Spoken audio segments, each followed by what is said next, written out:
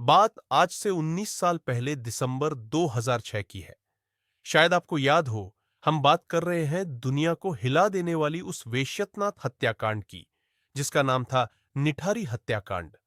ऐसा सनसनीखेज दर्दनाक हत्याकांड जिसमें आरोपी गिरफ्तार हो गए, फांसी की सजा भी सुना दी गई।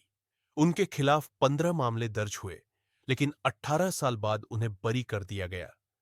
पुलिस की टीम छानबीन में लगी रही। कोठी नंबर D5 के पीछे गंदे नाले से एक के बाद एक पॉलीथीन की बोरियां बाहर आ रही थी, जिसके अंदर थे मासूम बच्चों के नर कंकाल, खोपड़ियां और शरीर के टुकड़े। लोगों का कलेजा मुंह को आ गया था। सभी की मां का दिल धड़कना भूल चुका था। आखिर ये किस नर पिशाच का काम था? एक के बाद एक पॉलीथीन की थैलियां मिलती आ रही थी। अपराधियों को पकड़ लिया गया था। सभी को पुलिस पर विश्वास था। देर सवेर उनको इंसाफ जरूर मिलेगा।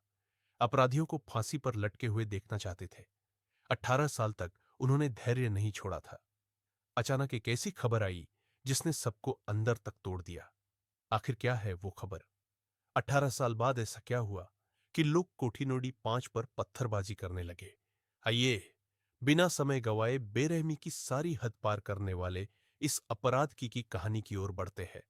लेकिन दोस्तों, आगे बढ़ने से पहले हमारे चैनल को सब्सक्राइब और लाइक करना बिल्कुल न भूलें। कहानी है 2005 की, और कहने के दो मुख्य किरदार है। एक मोनिंदर सिंह पंडेर और दूसरा उनका खानसामा सुरेंद्र कोली। मोनिंदर सिंह पंडेर ने 2005 में नोएडा सेक्टर 30 में निठारी गांव के पास D5 नंबर की कोठी खरीदी थी। उनका परिवार काफी प्रतिष्ठित था। परिवार के सभी सदस्य और रिश्तेदार चंडीगढ़ में रहते थे, लेकिन उन्होंने नोएडा को अपने रहने का ठिकाना बनाया था।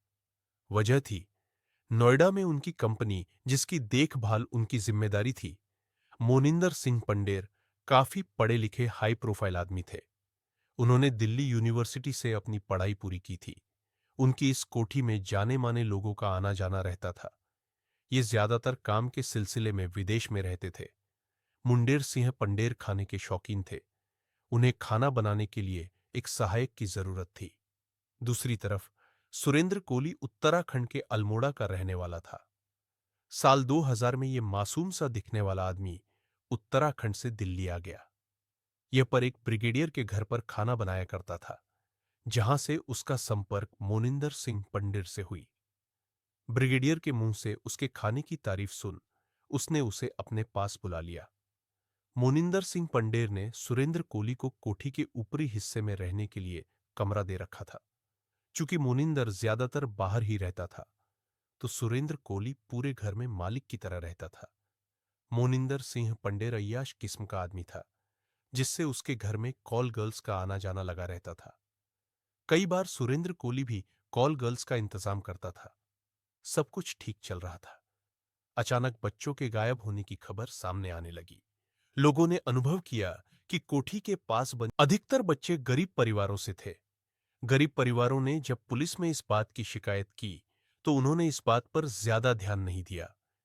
हर बार जब भी गरीब परिवार के लोग शिकायत करने जाते, उनका यही रवैया रहता कि घर से भाग गए होंगे, कहीं चले गए होंगे, आ जाएगी।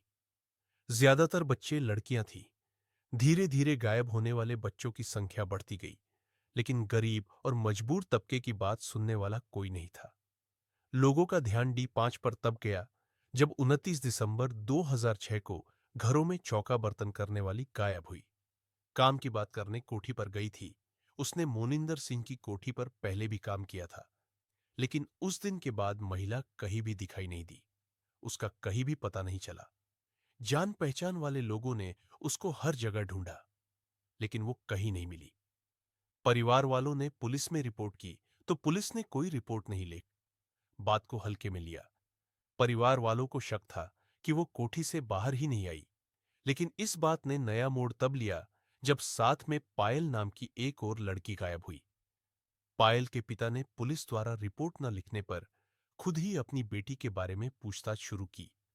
उसको ऑटो रिक्शा वाले से पता चला कि वो कोठी में गई थी, लेकिन काफी देर उसका बाहर इंतजार करने पर जब वह बाहर नहीं आई, तो वो काठी के अंदर गया और पायल के बारे में पूछा, तो सुरेंद्र ने उससे यह कहा कि वो तो यह से जा चुकी है। उसकी यह बात कुछ अजीब लगी क्योंकि वह बाहर ही खड़े उसका इंतजार कर रहा था, पर वह बाहर नहीं आई। फिर वो वहां से चला गया। पायल के पिता को जब ये पता चला तो उसने पुलिस में रिपोर्ट लिखने गया। वो ये बताया कि उसकी बेटी कोठी से ही गायब हुई है। पायल के पिता ने पुलिस पर रिपोर्ट लिखने का दबाव डाला। पुलिस ने गौर किया, जो भी बच्चे गायब हुए हैं वो उसी कोठी के आसपास से हुए हैं। पुलिस को बात में गंभीरता नजर आए, तब जाकर पुलिस कोठी में जाकर छापा मारती है। वहां पुलिस को पायल फोन और कपड़े मिलते हैं। पुलिस फोन के नंबर की कॉल डिटेल्स निकलवाती है तो पुलिस को कॉल गर्ल्स और मोनिंदर सिंह पंडेर का लिंक नजर आता है, लेकिन इसके अलावा उन्होंने कोई और सुराग नहीं मिला। लेकिन कोठी के पीछे लगी ग्रिल पर नजर जाती है, जिससे नाले को साफ देखा जा सकता है।